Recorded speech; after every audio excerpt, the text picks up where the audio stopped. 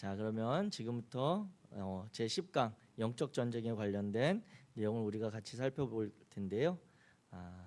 우리 먼저 제 10강의 암송 구절입니다. 에베소서 6장 12절 말씀 우리 같이 읽겠습니다. 시작. 우리의 씨름은 혈과 육을 상대하는 것이 아니요 통치자들과 권세들과 이 어둠의 세상 주관자들과 하늘에 있는 악의 영들을 상대함이라. 아멘. 아멘.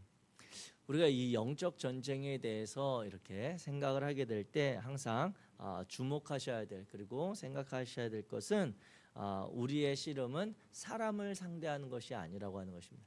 이 영적 전쟁은 사람, 즉 혈과 육, 우리의 피와 육체를 가진 사람을 대하는 것이 아니라 그 사람을 통해서 역사하는 그 뒤에 있는, 배후에 있는 어둠의 세력들, 구체적으로 이제 에베소서 12장의 말씀을 통해 보면 통치자들, 권세들, 어둠의 세상 주관자들, 하늘에 있는 악의 영들을 상대하는 것이라고 하는 것입니다. 그래서 이 영적 전쟁은 어떻게 일어나냐면요, 영적 전쟁은 밥 먹다가 일어납니다. 영적 전쟁은 가족들 간에 식탁에서 그냥 밥 먹다가 일어나요. 영적 전쟁은 부부가 이렇게 어디를 가다가 좋은 음악 듣다가 일어납니다. 영적 전쟁은 즐거운 시간을 함께 보내다가 갑자기 그 자리에서 일어나요. 그게 어떤 상황이냐면 전혀 아무것도 아닌 것 같은 일들인데 그 안에서 나도 모르게, 아니면 상대방도 전혀 그럴 만한 상황이 아닌데 갑자기 그 안에 어떤 감정의 표출, 아니면 혈기가 드러난다든지, 아니면 어떤 내 자존감이나 이런 것들이 확 상하는 그런 기분들을 상하면서 거기에서부터 나타납니다. 그래서 표출되어지는 것은 부부싸움이고, 표출되어지는 겉으로 나타나는 것은 자녀와 부모와의 그런 관계의 어떤 문제에 대한 의견차의 갈등인 것 같지만, 그 안에 가만히 보면 사실 사람 대 사람으로 보면 그럴 수도 있지, 그렇구나 라고 넘길 수 있는 부분인데, 그게 우리의 마음과 생각과 다르게 감정이 다르게 반응을 하는 거예요. 내가 이성적으로 판단을 하면 우리 자녀가 이렇게 생각하는구나, 힘들구나, 우리 남편이 이렇게 반응하는 것들이 좀 나와 다르고, 이렇게 그냥 넘어갈 수 있는 부분들 많거든요. 그래서 다른 사람들하고는 알지 못하는 사람들하고는 그런 거 가지고 전혀 다투거나 갈등이 일어나거나 싸움이 되거나 소리가 높아지거나 내 감정이 상하지 않아요.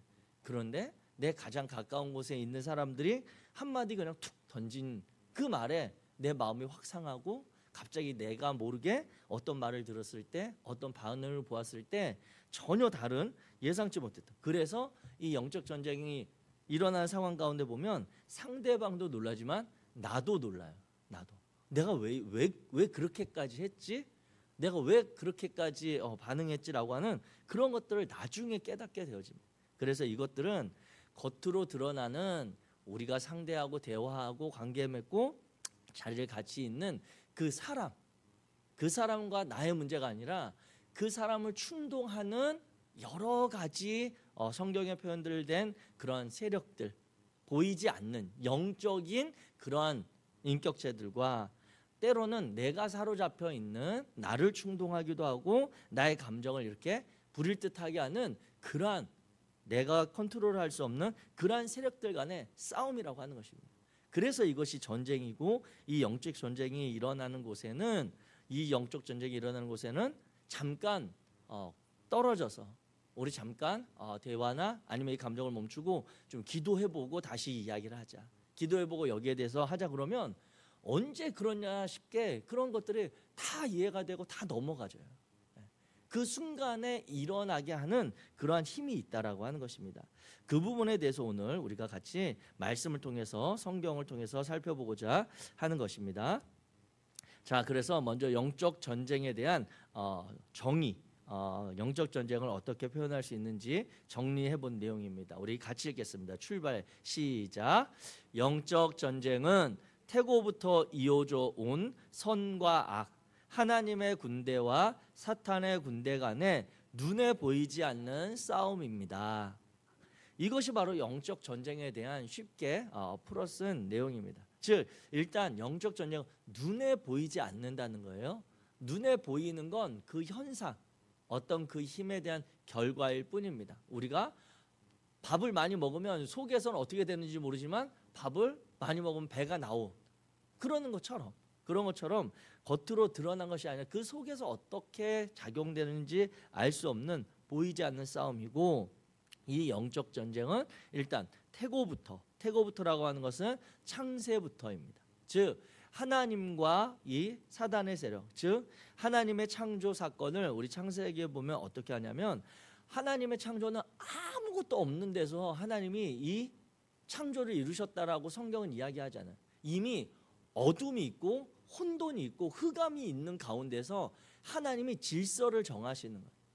어둡고 그리고 이 육체에 하나님의 생명을 주시고자 하는 그 생명들이 다 물에 잠겨서, 이것은 이제 물론 성경적인 이 표현은 유대 사고관에 기초한 그러한 상징적인 언어들입니다. 그래서 그 물로 상징되어지는 창세기와 요한계시록까지 이어져 오는 하나님을 대적하는 세력들이 있는 물이라고 하는 그러한 대상이, 하나님이 생명 주셔서 살아가게 하는 이 땅의 피조물들이 그 물 속에서는 자랄 수가 없는 거예요. 그래서 하나님이 창세기에 보면 물을 분리하시죠. 하늘의 궁창과 바다의 물과 그리고 그 가운데 땅을 드러나게 하셔서 그 땅 위에 하나님이 우리 인간들을 비롯한 생명들을 살아가게 하십니다. 물론 물 속에 살아가는 존재들도 지으시고 하늘에 살아가는 존재들도 하나님이 지으시는 건 맞아요. 그런데 그 물로 가득 찬 세계에서는 이 땅에 살아가는 존재들이 살아갈 수 없다라고 하는 그러한 것으로 분리하는, 즉 흑암과 혼돈과 어둠을 하나님이 구별하시고 정리하시고 질서를 세우심으로 하나님의 다스림의 세상을 열어 가신 것입니다. 이때부터 하나님의 그런 힘과 그 하나님을 힘을 대적하는 세력들이 있는 것이죠. 그것을 선과 악으로, 또 하나님의 군대와 사탄의 군대, 즉 하나님의 군대라고 하는 것은 하나님의 어떤 특별한 조직이나 이것이 있는 것이 아니라 하나님의 뜻에 순종하는 세력들, 즉 천사들 아니면 하나님의 형상을 닮은 우리 인간들, 하나님의 마음과 뜻을 따라 살아가는 이 땅에 창조세계의 생명 가진 것들이 하나님의 편에 있다면, 사탄의 군대는 하나님을 대적하고 하나님과 끊임없이 이 하나님의 그러한 순종하는 자들을 멀어지게 하는 그러한 세력들 간의 싸움이라고 하는 것입니다. 그래서 이 싸움은 오늘 우리 집에만, 아니 뭐 얼마 전에만, 아니면 앞으로 있을 일만이 아니라 창세 때부터 하나님이 질서를 정하시면서부터 그것에 거부하고 반항하고 그것을 싫어하던 세력이 있어 왔다라고 하는 것입니다. 그래서 영적 전쟁은 창세부터 이어져 온 싸움이라고 하는 것, 그리고 하나님의 군대와 하나님을 대적하는 세력들 간에 보이지 않는 싸움이다, 이렇게 이해하시면 되겠습니다. 자, 그래서 첫 번째 우리가 영적 전쟁에 대해서 살펴볼 때 첫 번째로 우리가 주목하셔야 될 것은, 영적 전쟁에 대해서 우리가 접근할 때, 인식할 때 너무 극단적인 접근으로 이렇게 치닫는 경우가 있습니다. 첫 번째 극단적인 접근은 무엇이냐면 마귀의 실체, 즉 사탄의 세력의 실체에 대해서 부인해요. 인정하지 않아요. 받아들이지 않습니다. 이와 같은 모습은 오늘날처럼 과학이 특별히 더 발전한 시대에는 훨씬 더 많이 드러나죠. 그래서 마귀의 존재, 어둠의 세력, 귀신들 아니면 영적인 실체에 대해서 그건 다 비이성적이지. 우리가 이성적이지 못할 때, 과학이 이렇게 발전하지 못했을 때, 그럴 때나 우리가 모르는 현상에 대해서 받아들이던 그런 거지라고 여기고 인정하지 않는 것입니다. 그래서 요한일서 5장 19절에 보면, 또 아는 것은 우리는 하나님께 속하고 온 세상은 악한 자 안에 처한 것이며, 즉 하나님의 구원받은 백성인 우리들은 하나님께 속하였지만 이 세상은 에베소서 6장 12절에서 표현한 것과 같이 어둠의 세력의 지배를 받는, 이 땅을 다스리는 통치자들과 권세자들의 힘 안에 있다라고 하는 것입니다. 그래서 이 마귀의 실체를 부인하는, 인정하지 않는 것, 이것이 영적인 전쟁에 대해서 오해할 수 있는 극단적인 하나의 한 극단에 있는 모습입니다. 또 두 번째 반대편에 있는 이 극단적인 모습은 무엇이냐면, 마귀론에 지나치게 심취하는 거예요. 마귀의 세력에 대해서 이 사람들은 그래 마귀 있지, 어둠의 세력이 있지. 하지만 우리는 하나님의 자녀고 하나님이 우리를 돌보셔.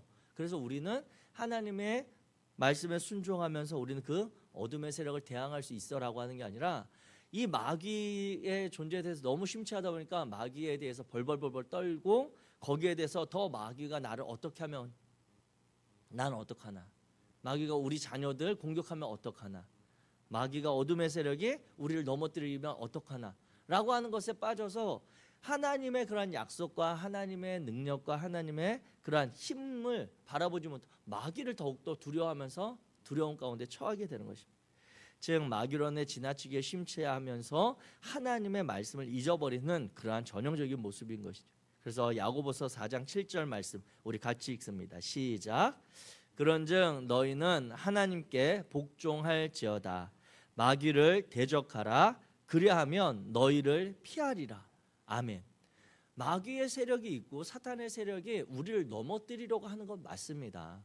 그렇기 때문에 우리가 주일날 하나님께 감사하고 은혜의 찬양 드리고 말씀 듣고 그 하나님과 예배하는 기쁨의 교제를 누리고 나서도 곧바로 이 예배 전을 나가면서부터 감정이 상하거나 나가면서 집에 가서 자녀들 모습을 봤는데 갑자기 집에 어떤 모습을 보고 확, 그전에는 그러지 않았는데 오늘 본 모습이나 어제 모습이나 우리 집의 모습이 별로 그렇게 차이도 없는데 갑자기 오늘 그 모습이 너무 내 눈에 보기 싫어서 감정이 막 치단, 이런 것들이 드러나는 거예요. 그게 어떤 일들이 있어서가 아니라 내 안에서 일어났는데 그런 일들을 충동하는 힘이 있다라고 하는 것입니다. 그런데 성경 야고보서에 이야기하듯이 하나님께 복종하고 마귀를 대적해라. 그러면 마귀는 자연스럽게 피하게 돼 있다고. 마귀는 두려워하고 그 힘에 굴복하는 자들, 그 힘을 대단하게 여기는 자들에게 영향력을 미치지, 그 힘에 대해서 무시하거나 그 힘에 대해서 하나님의 이름으로 대적하는 자들은 피할 수밖에 없는 것이라고 분명히 성경에 되어 있음에도 반대쪽에 한편이 마귀는 없어라고 한다면 이 반대쪽에서는 마귀는 너무 두려워. 어쩌면 하나님의 돌보심보다 마귀가 나를 더 직접적으로 공격할 수, 이런 것들 양쪽 극단에 취할 수 있다라고 하는 것이죠. 이런 면을 우리가 영적 전쟁에 있어서는 분별력 있게 파악하셔야 되고요. 결론적으로 그래서 이 영적 전쟁에 대한 극단적인 접근을 피하려면 어떻게 하셔야 되냐면 일단 분별력 있는 시각이 있어야 합니다. 네. 분별력 있는 시각. 그래서 이 어둠의 세력, 악한 세력, 사탄, 마귀의 세력은 추상적인 개념이 아니라 어떤 인격적인 힘을 가지고 있다는 거예요. 그래서 우리가 성령에 대해서 말씀을 나누고 성경에 대해서 배울 때 성령은 보이지 않잖아요. 그러나 그 하나님의 영인 성령은 실제하시고 그 영은 우리의 감정을 만지기도 하시고 우리 안에 역사하기도 하는 그런 인격적인 존재다라고 우리가 성경을 통해 살펴보았단 말이에요. 어둠의 세력도 마찬가지예요. 보이지 않지만 그것이 보이지 않다고 없는 것이 아니라 보이지 않기 때문에 너무 큰 대단한 존재도 아니라 이 악의 세력은 분별력 있게 보면 어떤 인격적인 힘을 발휘하는 그러한 대상이라고 하는 것입니다. 우리가 지금 이 안에 지금 예배당 안에 보면 지금 저기 기계에서 돌아가는 소리만 나잖아요. 그런데 돌아가는 소리만 나는데 우리는 시원한 감을 느끼는 거예요.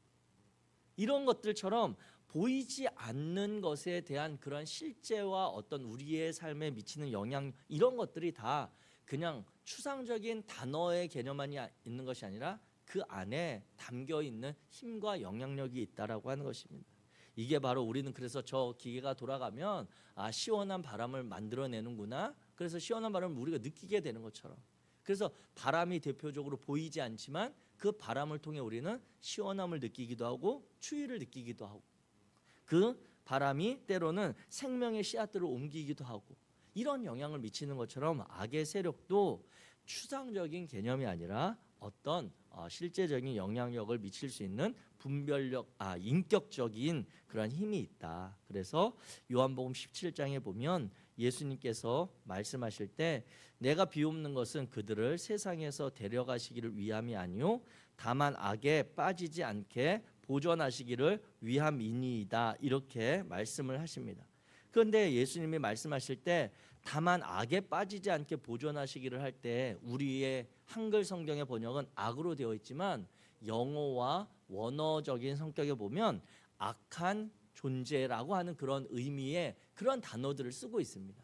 근데 우리는 그래도 우리 한국 사회 전통 가운데는 기존에 가지고 있었던 전통적인 신앙관이 있거든요. 우리 조상님들은 보면 옛날부터 정말 신앙심이 깊어서 가정을 위해, 자녀들을 위해 새벽마다 물 떠놓고 비는 그런 것들, 그 다음에 어떤 마을에 가면 이렇게 나무 큰 기둥, 천하대장군, 지하여장군 이렇게 세워놓고 그 마을을 지키는 신들, 그리고 산신령에 대한 이야기, 이런 도깨비에 대한 이야기, 이런 것들이 있잖아요. 그런 것들처럼 우리는 그런 세력에 대한 기본적인 인식이 있기 때문에 악으로 번역해도 그런 뉘앙스가 있지만 실제적인 이 성경의 표현에 보면 다만 악이 아니라 악의 어떤 존재, 악한 사람들, 악한 세력들로 표현되는 단어라고 하는 것입니다. 예수님이 주님의 기도를 가르쳐 주실 때도 다만 악에서 구하옵소서라고 할 때도 그 악도 마찬가지입니다. 우리가 악에 빠지는 것이 아니라 악한 세력들의 힘에 빠지는 것을 주님이 막아달라고 하는 그런 요청의 기도를 가르쳐 주셨다고 하는 것이죠. 그래서 이 영적 전쟁의 그러한 관점에서 보게 될 때 악의 세력, 사단의 세력은 눈에 보이지는 않지만 인격적인 어떤 영향력을 미칠 수 있는 힘을 가지고 있다라고 하는 그러한 내용인 것입니다. 그래서 세 가지로 정리한다면 영적 전쟁에 대한 극단적인 양쪽 끝에 있는 극단적인 내용을 말씀드렸고, 그리고 그 가운데 필요한 것은 우리는 분별력 있게 마귀는 실제하고, 그리고 그 마귀는 우리를 결코 해할 수 있을 만큼 강하지 않고, 왜냐하면 우리는 하나님의 자녀로 하나님이 구원하셨고 하나님이 동행하시기 때문에 우리가 대적한다. 우리가 마음을 열고 그 마귀를 받아들이거나 그 마귀에 굴복하면 모르지만 대적하겠다고 하면 능히 할 수 있다라고 하는 것이죠. 그래서 영적 전쟁에 대한 분별력 있는 시각이 필요하다라고 먼저 말씀을 드립니다. 이와 같이 먼저 이야기 드리는 이유는 이 영적 전쟁에 대해서 너무 두려워하거나 오해하실 필요가 없기 때문에 그렇습니다. 그렇다면 우리가 실제로 싸우게 되는 영적 전쟁의 대상들, 어둠의 세력들은 어떠한 존재들인가라고 하는 것을 오늘 암송 구절인 에베소서 6장 12절의 말씀을 통해 조금 구체적으로 살펴보도록 하겠습니다. 우리가 싸워야 될 영적 전쟁의 대상은 일단 앞에서 사람, 우리가 대면하고 관계 맺는 육체를 가진 인간은 아니라고 하는 것입니다. 그래서 성경을 통해서도 예수님께서 끊임없이 보여주시는 그 삶의 모습을 보면 사람에 대해서 예수님은 한없이 관대하세요. 그 당시 사회에 있어서 사람들의 손가락질 받던, 아니면 다른 사람들에게 해를 끼치던 그런 사람들도 예수님은 다 용납하시고 그들을 회복하시지만 그들 안에 있는 문제, 그들 안에 있는 아픔, 고통, 그들을 자유롭지 못하게 하는 부분은 다 예수님께서 지적하시고 거기에서부터 구원하시는 것을 보게 됩니다. 그래서 대표적으로 어떤 병자들을 만나셨을 때 예수님은 그 병자를 긍휼히 여기죠. 사람들은 그 유대 사회에서는 병자도 구분했습니다. 어떤 오늘날처럼 의학이 발달하지 않았기 때문에 전염병, 피부병이 있는 사람들은 그 유대 사회 안에서는 격리했어요. 그 사람들을 구약 시대는 공동체 안에 들어오지 못하게 했고 멀리 했지만 예수님은 그들을 만나시면 그들을 회복하셔서 그들을 다시 들어올 수 있도록 하는 역할을 했습니다. 이와 같이 예수님은 사람의 존재를 회복하기를 원하시고 그들을 주장하는 어둠과 질병과 고통은 떠나가게 하시는 그러한 사역을 하신 것입니다. 그래서 그 내용을 오늘 같이 살펴보고자 합니다. 먼저 에베소서 6장 12절에 보게 되면 첫 번째로 나오는 이름이 통치자들입니다. 이 통치자들은 실제로 어떤 사회 안에서 특정한 지역이나 분야에 아니면 어떤 시대를 장악하고 있는 악한 세력들이에요. 그래서 이 통치자들은 예를 들면 이와 같은 것입니다. 예를 들면 우리 은평구 안에도 불광동이 있죠. 불광동에 있는 보통 교회들 이름을 보면 다 역촌동에 보면 역촌 제일교회, 역촌 성결교회, 역촌동 장로교회 이런 교회 있습니다. 진관동 교회 가면 진관교회, 진관제일 이런 교회들 다 있어요. 구파발에는 구파발교회 있습니다. 그런데 불광동에 가면 불광제일교회는 없어요. 불광교회는 없어요. 왜냐하면 그 지역이 이제 예전부터 이제 북한산 자락에 불교에 대한 심취한 그런 문화와 그런 지역적인 힘이 있기 때문에 거기에 대해서 교회들이 그 지역에 세워지긴 하지만 그 이름들을 인정하지 않는 거예요. 받아들이지 않는 거예요. 즉 무슨 말이냐면 특정 지역과 이와 같이 지역에 따라서 어떤 분야에 따라서 어떤 시대에 따라서 어둠의 세력들이 더 많은 영향력을 미치는 때가 있습니다. 어떤 지역이 이단에 빠져 있거나 하나님이 기뻐하지 않는 하나님을 대적하는 세력들이 추종하는 그런 문화와 가치를 자꾸 이렇게 퍼뜨리는데 거기에 사람들이 그것들을 더 점점 더 많이 받아들이는 거예요. 그러면 그 사람들의 문화 안에는 그런 문화들이 점점 자리 잡으면서 하나님의 문화, 하나님의 생명력 있는 문화는 그곳에 힘을 발휘하기가 점점 연약해지는 것이죠. 이렇게 특정 지역을 다스리는 어둠의 세력의 힘들이 있습니다. 어떤 분야 마찬가지입니다. 어떤 예술적인 분야라고 일컬어지는 분야들의 예술의 경계는 항상 어떤 일반적인 사람들의 그런 상식과 또 아니면 상식을 벗어난 일탈의 그런 경계에 항상 있어요. 그래서 예술이라고 하는 것은 그 모든 것이 다 아름답고 좋은 것이 아니라 그 어느 정도 선을 넘어가면 이건 인간을 타락하게 만들고 인간을 쾌락으로 이끄는 그런 수단이 되어버리는 경우들이 많이 있습니다. 그래서 예술가들 경우에 많은 이들 또 혹여라도 분별력 없이 행하는 이들이 자기의 인생을 그 예술에 심취해서 하다가 망치는 경우도 많이 있어요. 그 사람이 잘못되었다는 것이 아니라 그 경계를 잘 이끌지 못하고 지키지 못할 때 그렇게 되는 것이죠. 특별한 시기 가운데 그럴 때가 있습니다. 어둠의 세력이 더 창궐해서 특정한 문화와 시대를 이끌어가는 그러한 때들이 있어요. 이와 같은 세력들을 일컬어서 성경에서는 프린시팔리티스 해서 통치자들이라고 이야기하는 거예요. 그래서 성경 다니엘서 10장에 보면 다니엘이 하나님의 천사의 도움을 구하면서 간절히 기도했을 때 그 천사가 너무 늦게 도착한 거예요. 그러면서 그 미가엘 천사가 하는 말이 하늘에서 너 하는 기도를 하나님이 들으셨다. 그래서 나와 천사들을 보냈는데 바사 지역의 세력들이 우리를 막아서 우리가 20여일 정도 지체되었다라고 하는 그러한 다니엘서의 이야기가 나옵니다. 아니 하나님의 세력인 천사와 그리고 천사장인 미가엘이 이렇게 기도를 듣고 돕기 위해서 오는데 어떻게 그 세력이 지체될 수가 있지? 라고 보이지 않는 세력에 대해서 영적인 세력에 대해 우리는 생각할 수 있지만 성경을 보면 그 영적인 세력을 막아서는 또 영적인 세력이 있는 거예요.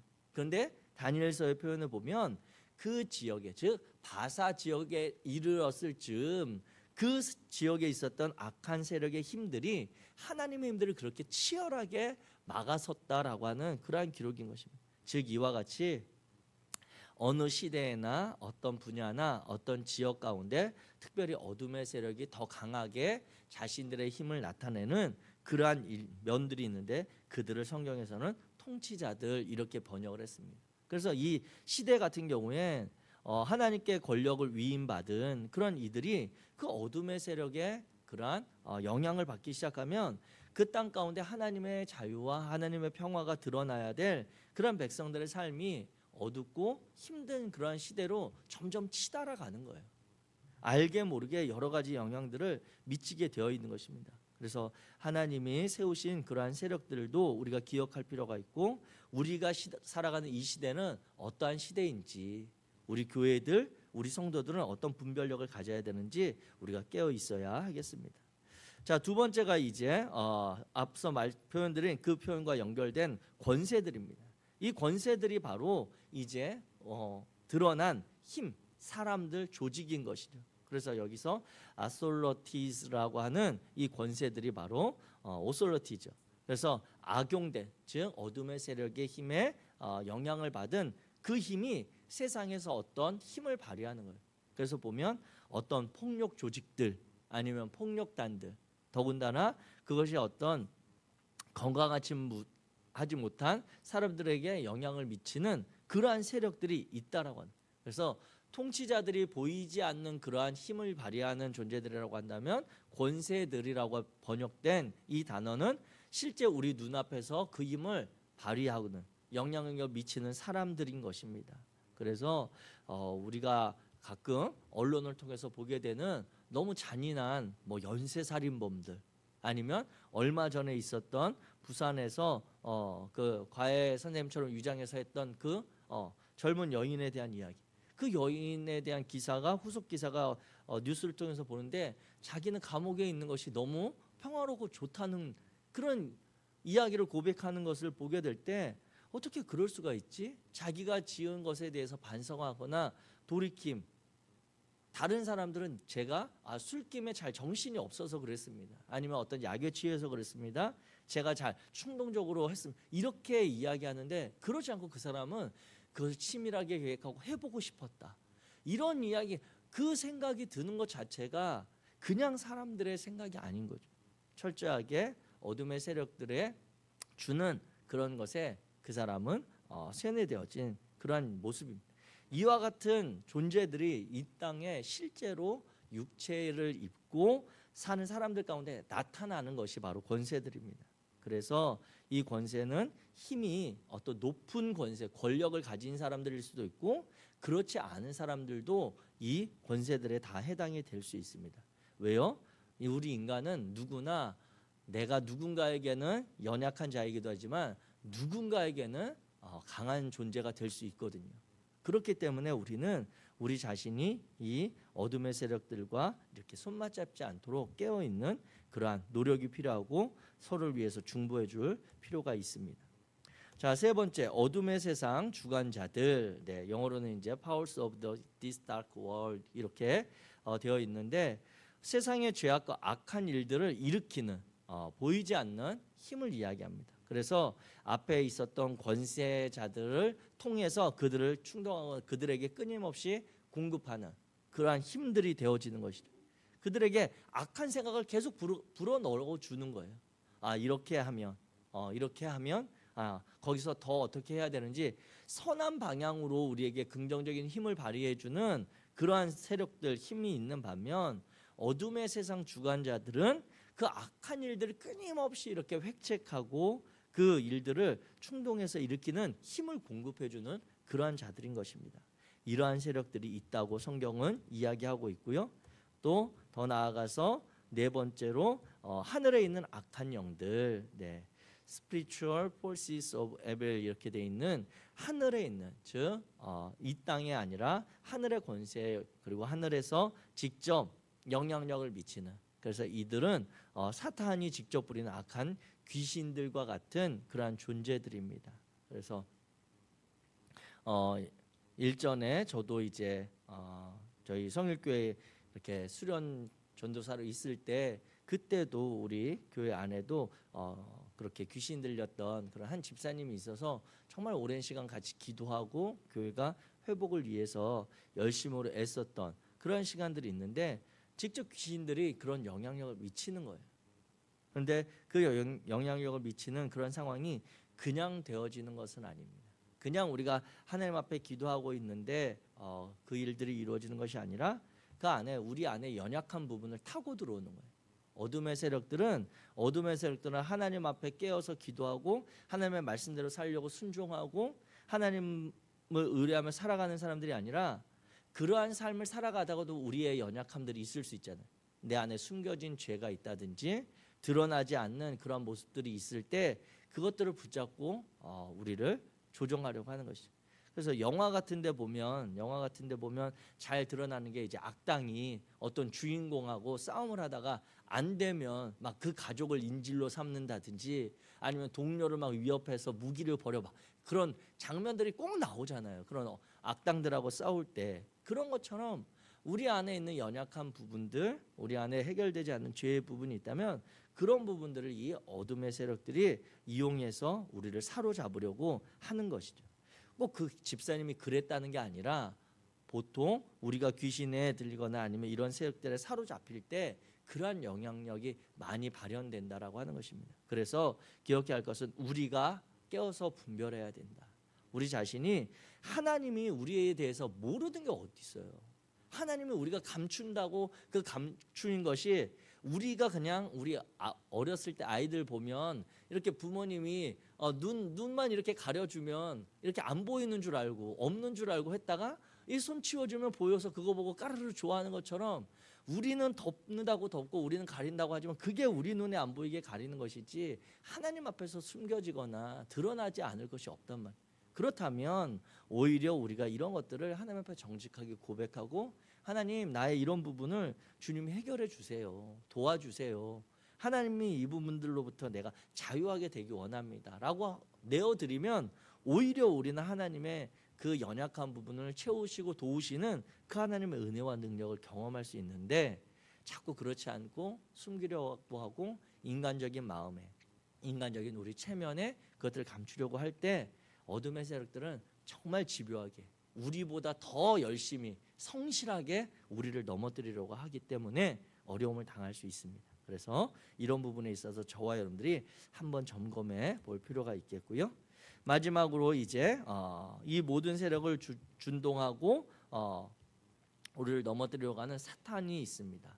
이 사탄은 악한 세력의 우두머리로 일컬어지는 그런 대상이죠. 그래서 요한계시록 12장 9절 10절 우리 같이 읽겠습니다. 시작.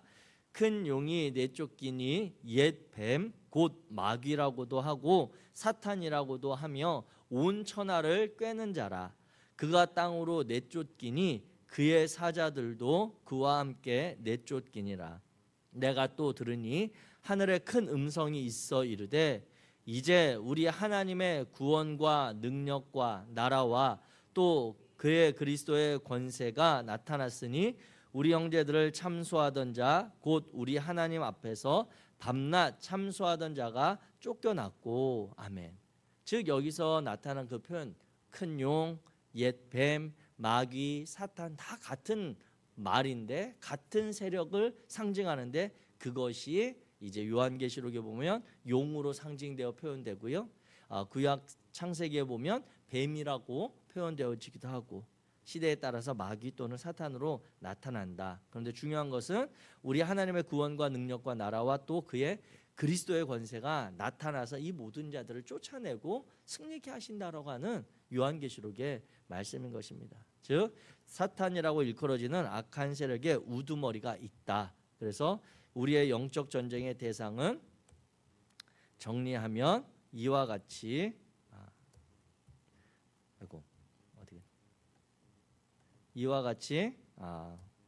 다섯 세력으로 볼 수가 있다라고 하는 것입니다. 통치자들, 권세들, 주관자들, 악한 영들, 사탄들 이렇게 볼 수가 있다라고 하는 것입니다.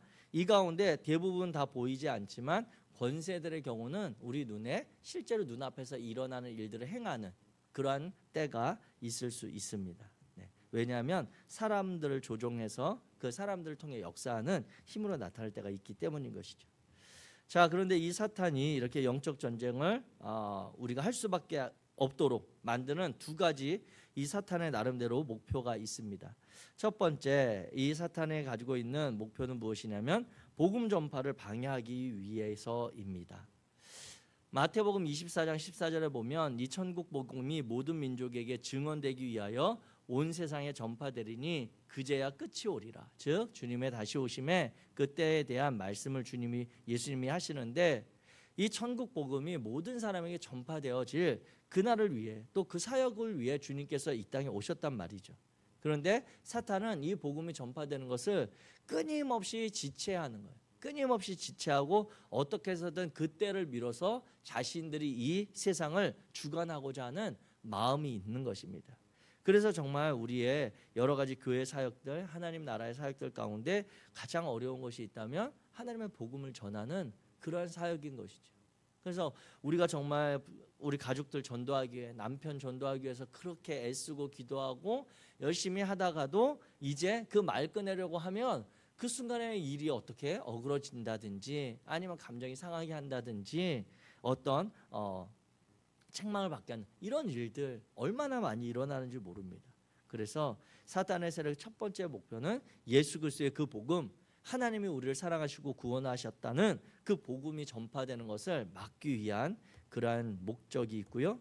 두 번째는 바로 하나님의 자녀들, 즉 저와 여러분들 성도들이 영적인 영향력을 발휘하지 못하도록 막고자 함의 목적이 있습니다. 왜 그렇습니까? 사탄의 세력도 끊임없이 자신들의 세력을 넓히고 여러 가지 영향력을 미쳐서 하나님을 대적하려고 태고부터 창세 때부터 이렇게 일이 있었다라고 했잖아요. 그런데 하나님의 자녀들인 우리가 하나님의 선한 영향력을 계속해서 넓혀간다면 이 어둠의 세력은 점점 줄어들겠죠. 그렇기 때문에 당연히 그 영향력을 발휘하지 못하도록 여러 가지 사건, 사고, 환경, 상황들을 만들어내는 것입니다. 그래서 우리가 잘 아는 마태복음 16장에 크게 두 가지 사건이 나타나는데, 첫 번째 사건, 대표적인 사건은 예수님이 제자들에게 그리고 베드로에게 물었을 때 너희는 나를 누구라고 하느냐라고 하니까 베드로가 주는 그리스도시요 살아계신 하나님의 아들이십니다 라고 하는 예수님에 대한 그 존재를 바르게 선포하고 증언하는 그 사건이, 그래서 이 땅에 하나님의 약속의 교회가 세워지는 그 시작이 되는 말씀의 약속이 있는데, 그 사건 바로 뒤에 어떤 일이 벌어지냐면 베드로가 이제 예수님이 내가 그 일을 위해서 왔고 이제 십자가에 달려 죽으실 것을 말씀하시자 마태복음 16장 23절에 앞에 보면 베드로가 주님 그리하지 마옵소서, 주님 그러시면 안 됩니다, 절대 그 일 일어날 수 없습니다라고 오히려 원어의 성경의 느낌에 보면 베드로가 예수님을 책망하는, 절대 야단치는 그런 상황에 말씀을 한단 말이에요. 베드로가 말을 한단 말이에요. 그리고 나서 마태복음 16장 23절에 보면 예수께서 돌이키시며 베드로에게 이르시되 사탄아 내 뒤로 물러가라, 너는 나를 넘어지게 하는 자로다. 네가 하나님의 일을 생각하지 아니하고 도리어 사람의 일을 생각하는도다. 즉 베드로가 고백한 것은 하나님이 깨닫게 해주셔서 믿음의 고백을 한 건 맞는데, 그 믿음의 고백이 결국 하나님의 일을 위한 것이 아니라 베드로 자신을 비롯한 제자들이 이제 예수님 중심으로 이제 한 자리씩 할 수 있는 그런 일들을 꿈꾸고 있는데, 계획하고 있는데 주님이 갑자기 십자가에서 죽으시겠다고 하니까 안 된다고 말리는 장면인 거거든요. 즉 하나님의 자녀들이 하나님 나라의 선한 영향력을 발휘하고자 그 삶을 살아가고자 예수님은 이 땅에 오셔서 우리를 구원하셨는데, 사탄은 끊임없이 그 일을 막는 거예요. 우리가 구원받은 것 어쩔 수 없지만 하나님이 이미 계획하시고 이루신 일이기에 사탄도 그것을 취소하거나 할 수 없지만 그 삶을 살아가지 못하도록 하는 거예요. 하나님께 구원은 받았지만 교회를 떠나서 이 교회 공동체를 벗어나서 내 현실적인 삶의 자리에 가면 눈앞에 일어나는 일들로 감정이 상하고 육체적인 일들로 고민에 휩싸이게 하고 하나님께 기도하고 의지하고 하나님의 능력을 힘입기보다 정말 이 일을 인간적으로 어떻게 풀어가야 될지 씨름하면서 정말 긴 밤을 고민하게 하는 그러한 일들로 사단이 우리를 이끌어가도록 하는 것입니다. 이와 같이 사탄의 목적을 크게 보면 첫 번째 예수 그리스도의 복음을 전파되지 못하도록 하는 그런 목적과, 또 하나는 구원받은 하나님의 자녀들이 하나님의 자녀의 삶을 온전히 살아가지 못하도록 영적인 영향력을 막아서는 일들을 사탄은 목표로 하고 있습니다. 그렇다면 이 사탄의 전략은 무엇이냐, 사탄은 어떻게 이 목적을 이루어가느냐라고 보았을 때 크게 세 가지로 나타납니다. 뭐 더 여러 가지 면들이 있지만 너무 많아서 제가 네 가지로만 정리를 했습니다. 첫 번째, 사탄은 자신이 영적인 존재, 인격체이긴 하지만 영적인 존재이기 때문에 직접 드러나지 않고 대리인을 내세우는 거예요. 즉 대리인이라고 하면 어떤 것입니까? 우리가 요즘 사회 안에 보면 이제 대리기사라고 하는 직업을 보면 운전을 대신해 주는 거잖아요. 어떤 상황이 되었을 때 꼭 뭐 음주의 상황이 아니라 여러 가지 상황이 되었을 때 대신 그 역할을 해주는 게 대리인이거든요. 그래서 대리인을 통해서 구체적인 죄악과 사건을 일으킵니다. 그래서 보면 우리가 또 성경에서 보듯이 요한복음 6장 70절 보면 예수님께서 말씀하실 때 내가 너희 12를 택하지 않았느냐라고 하는데 그 중에 한 사람은 마귀니라라고 하는 것이 이제 가룟 유다의 예수님을 파는 사건을 일컫는 그러한 표현인데, 이 사탄이 그 예수님의 제자들 중에도 한 명을 자신의 대리인으로 집어넣는 거예요. 그래서 그 일을 행하게 합니다. 결국 그래서 예수님을 십자가에 파는, 내어 달리도록 하는 그 역할을 맡은 그 역할이 바로 가룟 유다라고 하는. 가룟 유다가 나쁜 놈이거나 가룟 유다가 태어날 때부터 그런 해서가 아니라 가룟 유다가 그 대리의 역할을 떠맡게 된 거예요. 만약에 가룟 유다 아니었으면 어쩌면 다른 사람이었을 수도 있는 거예요. 그러니까 하나님의 구원의 계획, 하나님의 창세부터 우리를 구원하기 위한 그 계획의 사건을 향해서 가는데 누군가 배역을 맡아주는데 가룟 유다가 그 역할을 맡게 되었다라고 하는 것입니다.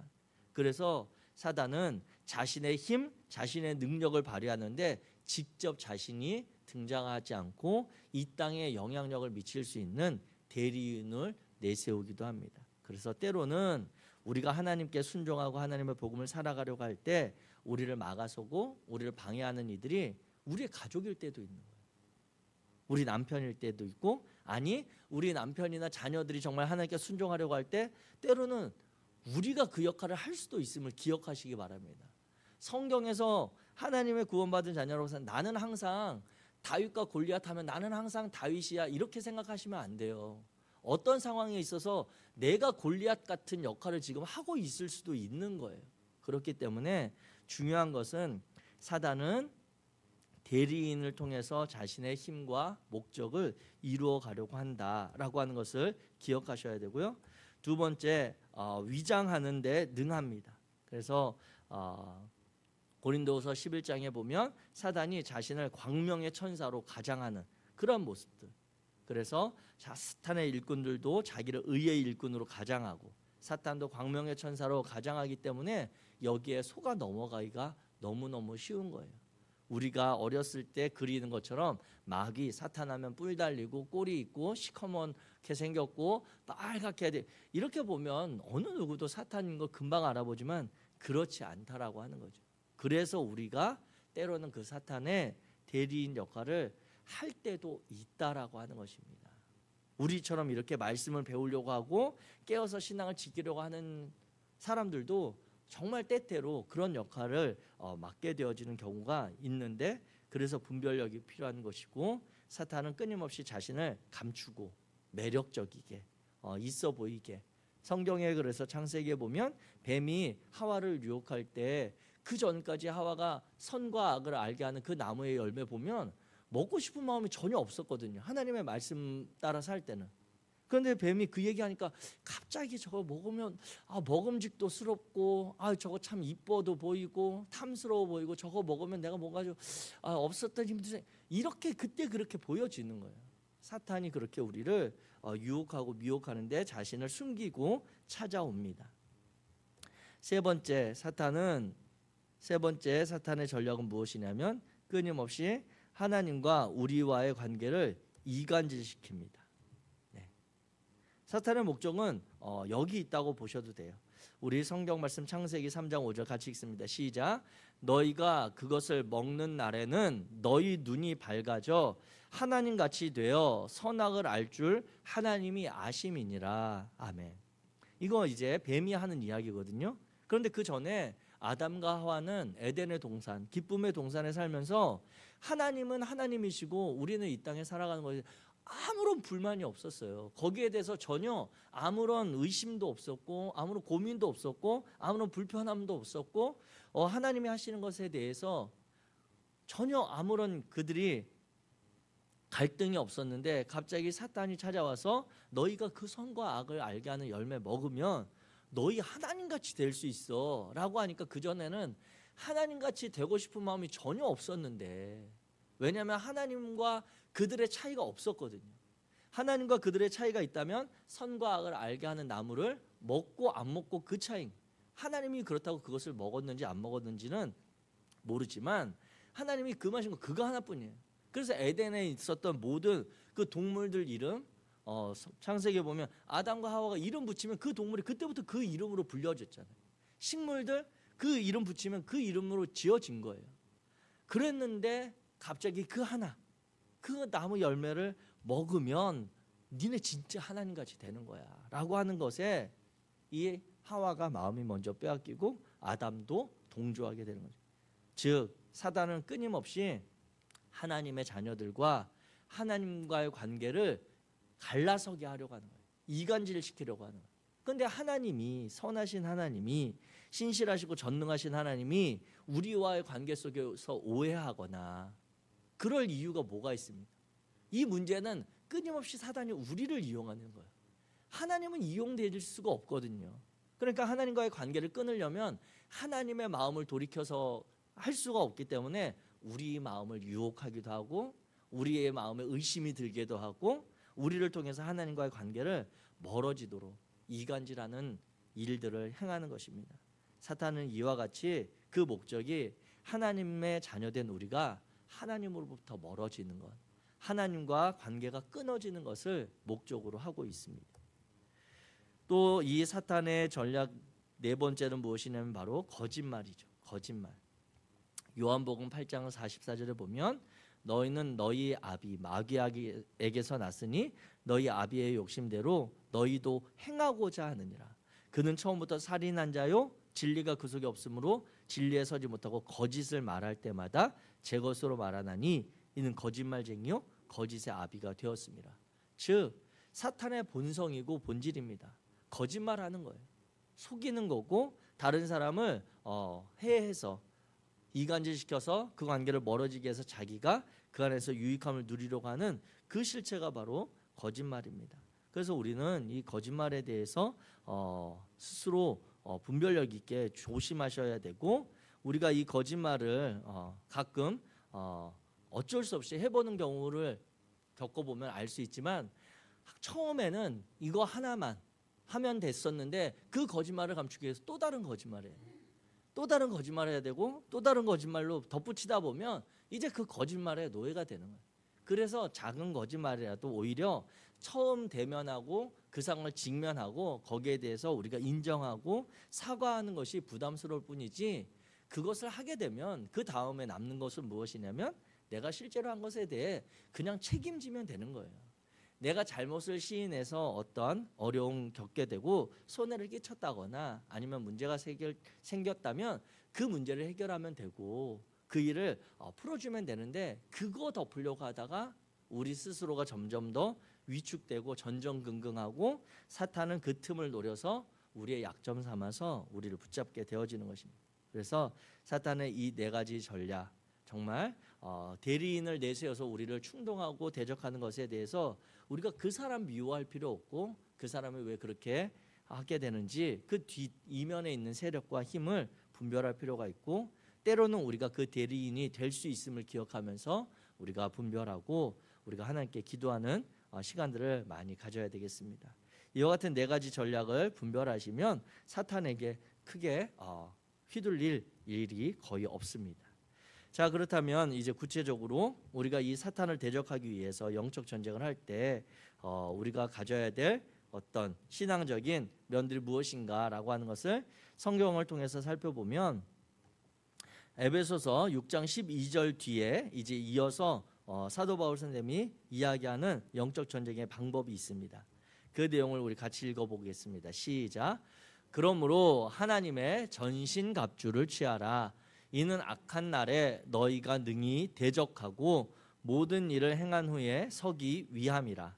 그런즉 서서 진리로 너희 허리띠를 띠고 의의 호심경을 붙이고 평안의 복음이 준비한 것으로 신을 신고 모든 것 위에 믿음의 방패를 가지고 이로써 능히 악한 자의 모든 불화살을 소멸하고 구원의 투구와 성령의 검 곧 하나님의 말씀을 가지라. 아멘. 이 내용이 이제 에베소서 6장 13절에서 17절의 말씀인데요. 이 하나님의 전신갑주는 보통 우리가 이렇게 시리즈로 이 내용들에 대해서 설교도 많이 하기도 하고 이 하나하나가 가지고 있는 영적인 그리고 필요한 것들을 구체적으로 더 많이 살펴보아야 될 필요가 있습니다. 그래서 오히려 이 부분에 대해서는 설명을 한다면 긴 시간을 들여서 한 시간을 따로 해야 되지만 오늘 영적 전쟁의 관점에서 본다면 이 부분은 이러한 것들이 필요합니다 정도로 언급을 하고 차후에 우리가 한번 시간을 내서 구체적으로 살펴보고자 합니다. 먼저 첫 번째 사도 바울 선생님이 우리가 영적 전쟁을 하기 위해 갖춰야 될 것은 진리의 허리띠입니다. 이 진리라고 하는 것은 다른 것이 아니라 예수 그리스도와 복음에 관한 말씀인 것이죠. 그래서 하나님이 우리를 사랑하시고 하나님이 예수 그리스도를 통해 사랑하는 자녀된 우리들을 구원하기 위해 십자가 사건, 그리고 우리를 위해 부활하신 그 예수 그리스도에 대해서 알게 되는 그것이 바로 진리입니다. 다른 어떤 이 세상에 말하는 고상한 지식 이러한 것이 아니라 우리 그리스도인이 가지고 있는 진리는 하나님의 사랑에 기초한 십자가 사건과 예수 그리스도의 부활, 그리고 그것이 우리에게 약속되었다라고 하는 그것을 붙잡는 것입니다. 그래서 이 복음에 관한 말씀을 믿고 순종하는 이것이 바로 우리의 진리의 허리띠인 것이고요. 두 번째, 의의 호심경. 의의 호심경은 의라고 하는 것은 우리에게 있는 것이 아니에요. 여기서 호심경이라고 하는 이 단어가 이제 옛날 번역이기 때문에 호심경, 보호한다. 그런데 어디를 보호하냐면 심장을 보호하는 거예요. 심장. 그러니까 이 가슴 부위에 있는 그 갑옷의 그러한 부분입니다. 근데 이것은 어떻게 되어 있냐면 의로 우리의 심장을 지킨다고 하는 거죠. 그래서 우리를 끊임없이 공격하고 있는 사탄의 공격을 우리가 내세울 것은 제가 정말 40일 금식 기도했습니다. 우리 특별 새벽 기도에 한 번도 안 빠진 이런 것이 우리의 믿음, 우리의 신앙, 사탄의 공격을 막아주는 것이 아니라 이 심장을 한 번에 무너뜨리는 그 공격을 막을 수 있는 것은 나는 그런 죄인이었지만 앞서 우리가 취한 예수 그리스도의 복음의 진리, 나는 그런 죄인이었지만 예수 그리스도의 대속의 공로로 나는 의롭게 되었어 라고 하는 그 마음, 그 자신감인 것입니다. 내가 하는 어떤 신앙의 열심, 종교적인 그런 것이 아니라 하나님이 나를 의롭게 하셨다라고 하는 것을 우리가 믿는 거예요. 그것이 바로 사탄이 우리를 넘어뜨리려고 하는 끊임없이 공격하는 그러한 공격을 막을 수 있는 그러한 지켜주는 의의 호심경인 것입니다. 그래서 저와 여러분이 우리의 공로, 우리의 노력이 아니라 예수 그리스도의 공로로 대속함 받은 자녀 되었음을 신뢰하게 되시기 바랍니다. 세 번째, 평안의 복음의 신. 이것은 이제 그 당시에 로마 사회 가운데 군인들이 신는 신에 이렇게 표현되어진 내용인데요. 평안의 복음의 신, 즉 예수 그리스도의 평안을 전하는 그런 복음을 담고 있는 신입니다. 그래서 이 신은 그 로마 군인들에 보면 그 신이 결코 잘 벗겨지지 않고 또 활동하는데 불편하지 않도록 되어 있으면서 징이라고 하는 것을 잘 아시는지 모르겠어요. 이렇게 뾰족하게 나와서 이렇게 우리 겨울에 얼음 같은데 이렇게 보면 그 뭐라고 그러죠? 그 단어가 갑자기 생각이 안 나네. 그 신발 밑에 이렇게 신는 거 있잖아요. 그래서 얼음에 미끄러지지 않도록 하는 그런 것들처럼 신에 이렇게 박혀져 있는 뾰족한 부분들이 있어서 흔들리지 않고 싸우거나 이렇게 발을 내디뎠을 때 불안하지 않도록 하는 그러한 신의 형상인 것입니다. 그런데 그 신이 어디에 뿌리를 내리냐면 평안케 하시는 예수님이 제자들에게 주셨던 세상이 알지 못하는 그 평안을 내가 너희에게 주겠다라고 하는 그 평안의 뿌리를 내리고 또 그 평안을 전하는 그 복음을 전하는 역할을 하는 신을 우리가 신어야 한다라고 하는 것입니다.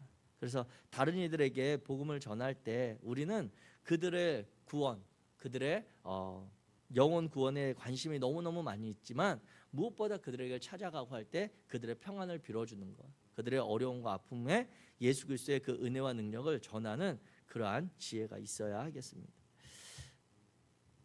다섯 번째, 우리 네 번째로 이제 보는 것이 믿음의 방패입니다. 믿음의 방패. 이 믿음의 방패는 하나님의 약속과 능력을 신뢰하는 것이죠. 다른 것이 아니라 하나님께서 약속하신 것은 하나님이 이루실 것이다. 하나님이 이루시는 방법은 하나님이 알아서 하실 것이다 라고 하는 그 능력을 신뢰하는 거예요. 그래서 우리의 믿음은 다른 것이 아니라 우리가 강하게 붙잡고 우리가 붙들고 있는 그것이 아니라 그 방패 자체가 강한 것입니다. 그래서 하나님의 약속과 능력을 신뢰하는 이 방패를 가져야 하고요. 다섯 번째로 이제 구원의 투구를 써야 합니다. 이 구원의 투구는 우리의 생각, 투구는 머리에 쓰는 것이죠. 그래서 우리의 생각을 파고드는 사단의 공격을 우리가 구원의 확신으로 지켜가는 것입니다. 그래서 끊임없이 의심하게 하고 불안하게 하고 염려하게 하는 것, 그것들이 정말 흔들림 없는 그러한 구원의 투구를 써서 우리가 막아낼 수 있고요. 마지막으로 이제 영적 전쟁을 하기 위해서 우리가 가져야 될 것이 있다면 바로 이 성령의 검이죠. 바로 유일하게 어둠의 세력을 대항하고 공격하고 물리칠 수 있는 공격 무기인 검을 취하는데, 이 검은 성령의 검이고 그것은 하나님의 말씀이다라고 하는 것입니다. 그래서 우리가 어둠의 세력을 물리칠 수 있는 유일한 방법, 다른 것들은 다 우리를 지키기 위한 수단이거든요. 진리의 허리띠, 의의 호심경, 그 다음에 믿음의 약속, 또 구원의 투구, 이런 것들은 다 우리를 그 사단의 공격으로부터 지키기 위한 것인데, 우리가 사단을 물리치고 할 수 있는 것은 하나님의 말씀. 그래서 앞에서도 보면 어둠의 세력 마귀를 대적하라, 그리하면 그가 너희를 어떻게 한다고요? 피하리라.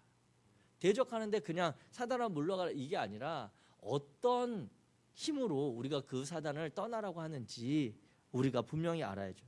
우리는 하나님의 약속된 자녀이다. 네가 나를 어떻게 할 수 없다. 구원받은 자녀이다. 예수 그리스도의 보혈로 나는 구원함 받았다. 이와 같은 성경에 기초한 하나님의 말씀에 근거한 우리의 신앙으로 어둠의 세력을 대적할 수 있습니다. 그래서 우리가 이 기독교 에센스에 보면 12강을 하는 동안 그냥 성경 구절 이렇게 여러 가지 근거들도 있지만 매주 매 강마다 암송 구절을 넣어 드리는 것은 이 말씀을 그 한 주 동안 암송하고 계속하다 보면 이게 우리 안에 남아서 어떤 필요에 어떠한 상황에 그 말씀의 능력을 발하거든요. 하나님에 대해서 우리가 불안하고 흔들릴 때 하나님에 대해서 암송했던 그 암송 구절이 우리를 붙잡아 주는 거예요. 이 영적 전쟁을 하게 될 때 이 영적 전쟁의 실체가 어떤 자들인지 생각나게 함으로 인해서 우리가 정말 우리 남편 그 말에 우리가 속상하지만 그 남편을 미워하고 그 남편을 괴롭히고 그런 것이 아니라 그 어둠의 세력에게 대리인처럼 사용되고 있는 우리 남편을 지켜달라고 우리가 서로 간에 선한 관계를 설 수 있도록 위해서 기도하게 되어지는 것입니다. 이와 같이 하나님의 말씀을 저와 여러분들이 공격무기 삼아서 영적 전쟁을 잘 감당할 수 있게 되기를 바랍니다.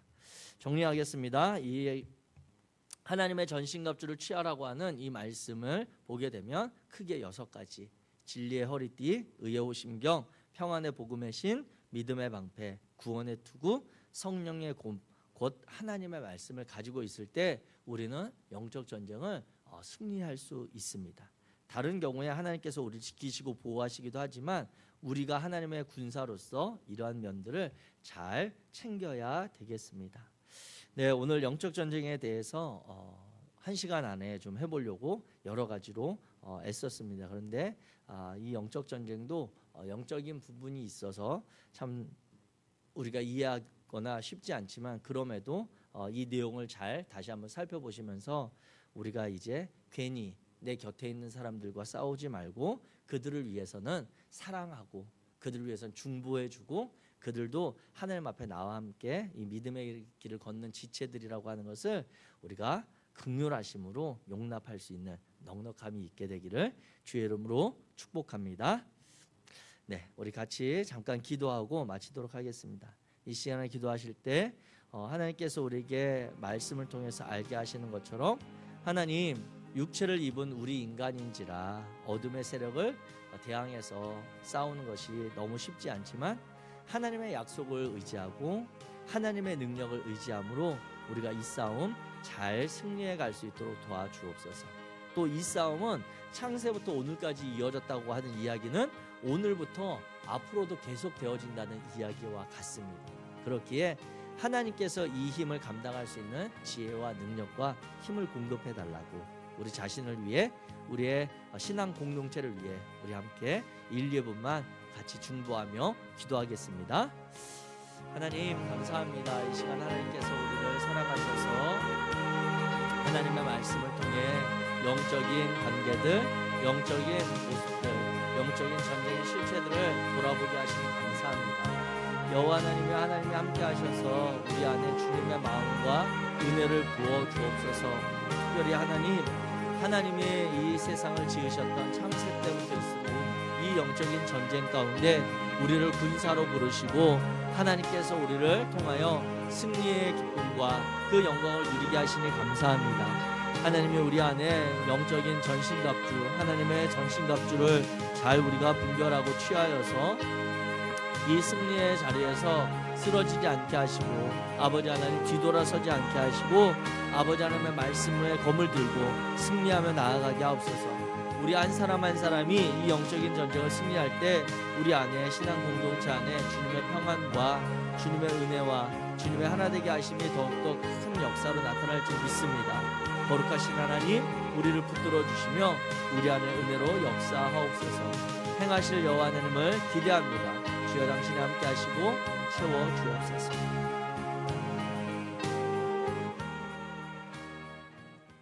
거룩하신 하나님 감사합니다. 하나님께서 우리를 하나님의 구원받은 자녀로 택하시고 부르시고 그 온전한 구원을 이루어 주심을 인해 감사합니다. 또한 구원받은 백성의 삶을 살아갈 때 이 땅에서 끊임없이 우리를 공격하고 하나님과의 관계를 무너뜨리려고 하고 그 관계를 이간질시키려고 하는 어둠의 세력들이 있습니다. 하나님, 그 세력을 우리가 바르게 분별하여 그 실체를 인정하고 하나님의 도우심을 받아 넉넉히 이 믿음의 길을 승리해 갈 수 있도록 도와주옵소서. 우리 사랑하는 성도님들 한 사람도 이 싸움에서 지지 않도록 도와주시며 하나님께서 전신갑주를 능히 깨어서 취하게 하셔서 승리로 주님의 영광을 드러내게 도와주옵소서. 특별히 우리의 믿음의 가정들을 지켜주시고 자녀들을 지켜주시고 우리의 가족들 가운데 함께 하셔서 정말 사랑은 우리가 끝없이 하나님이 나를 사랑하신 것처럼 사랑하고 용서하고 용납하고 그들을 주장하고 그들의 감정과 말을 통해 역사하는 어둠의 세력들은 분별하여 잘 대적해 갈 수 있도록 주님 지혜를 허락하여 주옵소서. 행하실 여호와 하나님을 기대하며 우리 주 예수 그리스도 이름으로 축복합니다.